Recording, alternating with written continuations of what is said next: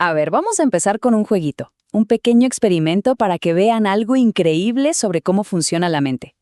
Hoy vamos a hablar de un sesgo cognitivo que nos afecta a todos, todos los días, y casi nunca nos damos cuenta.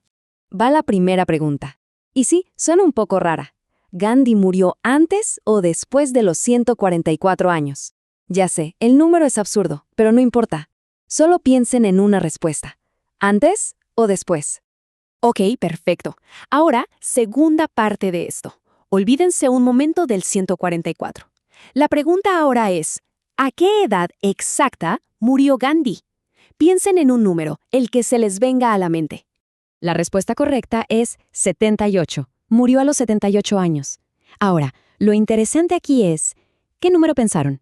Lo más probable es que hayan pensado en una cifra bastante alta, ¿verdad? Tal vez más de 80, 90. ¿Por qué pasa esto? Porque ese número ridículo de 144, aunque no tenga nada que ver, acaba de, digamos, contaminar nuestra estimación. Bueno, a este fenómeno se le conoce como el efecto de anclaje. Y ojo, no es solo un truco mental simpático. Esto tiene consecuencias muy, muy reales y a veces bastante serias. Estamos hablando de cosas que van desde la negociación de un sueldo, el precio que pagamos en una tienda, hasta algo tan grave como la sentencia que un juez le da a una persona.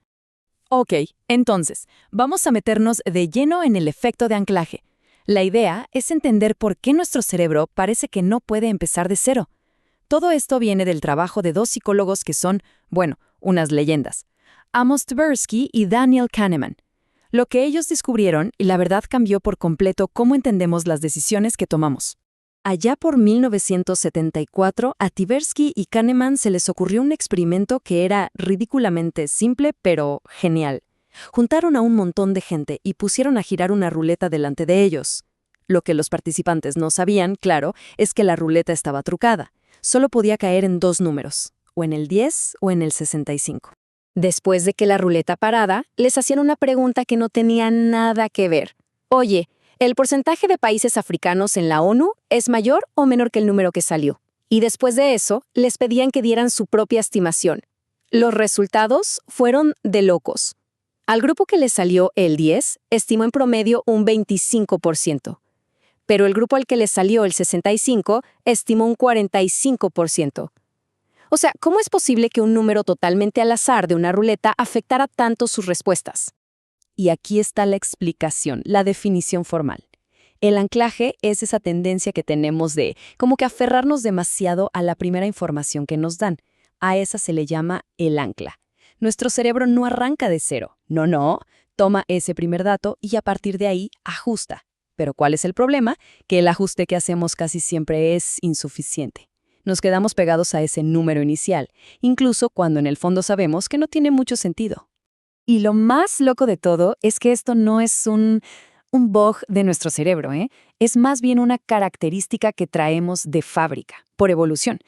Imaginen a uno de nuestros ancestros, un cazador-recolector.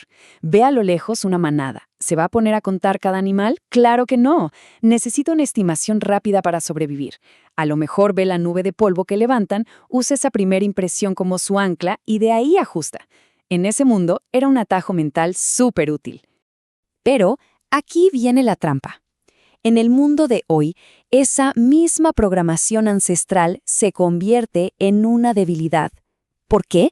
Porque las anclas que vemos ahora no aparecen por casualidad, no son neutrales. Muchas veces son puestas ahí por otras personas, a propósito, para influir en nuestras decisiones y, bueno, para controlarnos. Desde el precio original de un producto hasta la primera oferta que escuchamos en una negociación. Entonces, ¿cómo se ve esto en el mundo real? Vamos a ver 4 ejemplos súper claros de cómo este efecto de anclaje está ahí, funcionando y probablemente costándonos dinero o cosas peores sin que nos demos cuenta. El primer ejemplo es el que vemos todos los días, las tiendas. Vemos una chaqueta que cuesta $200 y justo al lado, en grande, el precio de lista de 450 tachado. ¿Qué pasa en nuestra cabeza? ¡Pum! El cerebro se ancla en los 450 y de repente 200 parece una oferta increíble, una ganga. Pero la pregunta es, ¿alguna vez esa chaqueta realmente costó 450? A lo mejor no. el ancla es falsa, pero la sensación de que estamos haciendo un gran negocio es muy real. Segundo ejemplo, negociaciones de sueldo. Miren, un estudio de la Universidad de Colombia fue súper claro con esto. La persona que hace la primera oferta pone las reglas del juego. Si una empresa ofrece primero un salario bajo, toda la conversación va a girar en torno a ese número. Pero si es quien se postula quien pone una oferta inicial más alta, el resultado final casi siempre es mucho mejor. La lección aquí es sencilla. Quien pone el ancla casi siempre gana la partida. Y este, para mí, es el ejemplo más preocupante de todos: la justicia. Un estudio en la revista Psychological Science descubrió algo que de verdad da escalofríos. Le pidieron a jueces con muchísima experiencia que recomendaran sentencias para un caso. Pero justo antes de decidir, les hicieron tirar un par de dados. ¿El resultado? Los jueces que sacaron un número alto en los dados dieron sentencias mucho más largas que los que sacaron un número bajo, para el mismo caso. Imagínense, unos dados al azar influyeron en la libertad de alguien. Y el último ejemplo, el mercado de bienes raíces. En otro estudio le mostraron la misma casa a agentes inmobiliarios súper expertos. La única diferencia es que a unos les dijeron un precio de lista alto y a otros uno bajo. ¿Y qué creen que pasó? Exacto, los agentes que vieron el precio más alto valoraron la casa mucho más cara. Pero lo más increíble es que cuando les preguntaron, todos juraron que el precio de lista no los había influenciado para nada. El ancla nos afecta incluso cuando creemos que somos inmunes a ella. Ok, ya vimos el problema. Es bastante grande. Pero la pregunta del millón es, ¿se puede hacer algo o ya estamos perdidos? La buena noticia es que no estamos indefensos. Hay tácticas, hay estrategias para recuperar el control. Les comparto 3 tácticas clave. Número 1, hay que ser quien pone el ancla primero. Siempre que se pueda en cualquier negociación, hay que hacer la tarea, investigar y ¡pum!, hacer la primera oferta.